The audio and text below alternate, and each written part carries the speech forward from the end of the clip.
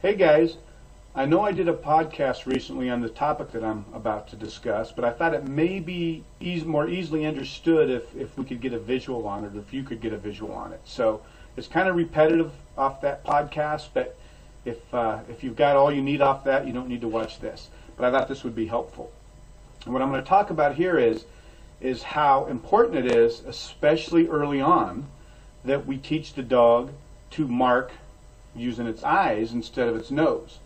And probably, the most common thing I get with dogs coming into training from people that are going to be hunting is they tell me that what a great hunting dog they have, or what a great hunting dog this is going to be, because it has a great nose. They've thrown a bird wing in the bushes in their backyard, or thrown a bumper in there, or a tennis ball, or whatever it may be, and the dog has learned to use its nose and go in there and get this, and how this is going to make a great hunting dog. And granted, a great dog using its nose hunting is important, and it's going to be have a lot to do with how successful they are. And even for hunt, test, and field trials, them being able to use their nose properly is very important. But I will say this when it comes to marking meaning the dog sees something go down and marks it, goes and gets it. The eyes need to be king first. The eyes need to rule. The eyes need to be the first priority, not the nose. And if it's the nose first, it's going to get hunting dogs in trouble, hunt test dogs in trouble, field trial dogs in trouble. So just keep in mind that the mistake most people make, especially if it's their first dog and it's going to be a hunting dog, is they really cultivate the dog using its nose by throwing stuff in the bushes. And that's going to probably be their undoing when it comes to marking early on. And let me give you a quick example of something that happened recently with a guy that came out in training with me. He brought a dog out, hunting dog, and he had been doing this, throwing the stuff in the bushes deal. And really, it's not like there's anything wrong with that, but how it affects marking, I think is some information that I think would be valuable for people to know, especially hunters. This guy had been, throwing this stuff in the bushes. The dog is getting it. What a great nose, fantastic dog. So what we did is I had big open area. It's like a golf course, and the dog was here. I was out here, probably not 60 yards away, maybe, but again, wide open. And I had a black bumper, and I throw the black bumper like here. And as I did that, again, it's just a straight shot. Keep in mind, in this area in here, previously, I'd had some dogs out and we'd been throwing some birds and doing some different things. So there was some scent here. So I throw this mark. The dog gets to about here, and just boom, starts to hunt. Starts to hunt, starts to hunt, starts to hunt. And I actually, hey, the dog, get its attention to try to pull it out to the mark. And this dog had to have marks being thrown by people. It wasn't like this was the first time somebody had ever thrown a mark for him, which for some hunting dogs, if it's never had somebody throw for it, could be a little bit of a problem. This dog had that. But this scent here totally got the dog. Never made it out to this mark. So we thought, okay, it's a little bit unfair because I had been working some dogs here with some bird scent, and I threw a bumper. So I got some ducks, and I threw this mark again with a duck. Boom, again, he starts hunting right here. And this isn't even halfway there yet. It's not quite halfway, and this dog starts to hunt like it's on the bird. So, and this could be, a very natural hunting situation, because this could be, number one, where wild birds were the night before. Maybe you and your buddies have shot some birds here already, and now you've shot a bird that's, splashed down twice that distance. So this scenario is a pretty practical scenario that could happen.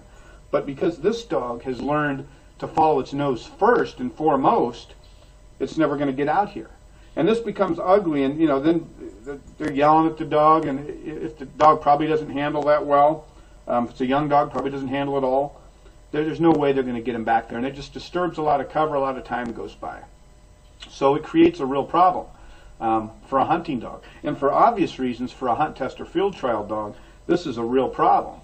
Because if you're dog number 25 at the hunt test, and this is your mark, and there's been 24 dogs that have drugged scent all the way back through here, and you stop and, there's one piece of cover maybe that's holding scent a little bit more than another for whatever reason, your dog is never going to get out there, or a lot less likely to, let me say that. So again, we want to teach them at the beginning to use their eyes. Now granted, eventually they have to learn to use their nose. Their nose is a part of it, but we want their eyes to get them to the general area, pretty close to where the mark is, and then let their nose find where the bird is and put up a good hunt. But we don't want them to hunt until they get to where their eyes told them it's gone. So let their eyes dictate, okay, it's here, and then begin the hunt in this area and let their nose do what it's supposed to do. But if their nose comes into play first, your dog is hunting right here. And hunting dog, problem. Hunt test dog, field trial dog, obviously this would cause a problem. Now through experience, obviously they begin to learn this. And they learn, okay, this is not what I'm after. But it would go a lot easier if when you start your marks is throw them in the open, maybe a visible bumper, a visible bird, preferably without any scent in here at the beginning. This really wasn't meant to test the dog. This is just what we happen to be doing, and it came up, and I thought it would be a good example of a topic for using the nose versus the eyes. So you really don't want any scent to be out there when you're teaching this. A visible bumper or visible bird, whatever you're using, very visible, and the dog just can run right to it. Visually, I mean, the dog can see it sitting there and just runs right to it. And, you know, you gradually extend the distance and do some short, some long, and do some different things. Excuse me. And then you can start putting it in some light cover, so where they got to hunt for it a little bit, but only after they've shown you that they're willing to get to where their eyes told them it went. Then maybe if there's just a little bit of cover, it's not visible the whole way out, but they still get to here and then begin their hunt. And then you can start putting it in a little more cover, a little more cover. But the first thing I'd like to see is make sure they're marking it with their eyes and they're going to where they saw it fall and not allow their nose to cause them to start hunting way before it. So for some of you, this may be pretty basic stuff, but I see it often enough. Again, probably more in hunting dogs than I do in the hunt test dogs, but I do see it in some young junior type dogs where this comes into play as well, especially if people don't have anyone to train with and they're only training by themselves, and the dog has never really learned how to differentiate between their eyes and their nose because they're not getting dragged back in between here. So it's important that they learn to trust their eyes, so then when their nose kicks in, they believe their eyes over their nose in most cases. And again, it's not about not using your nose. I hope that's obvious.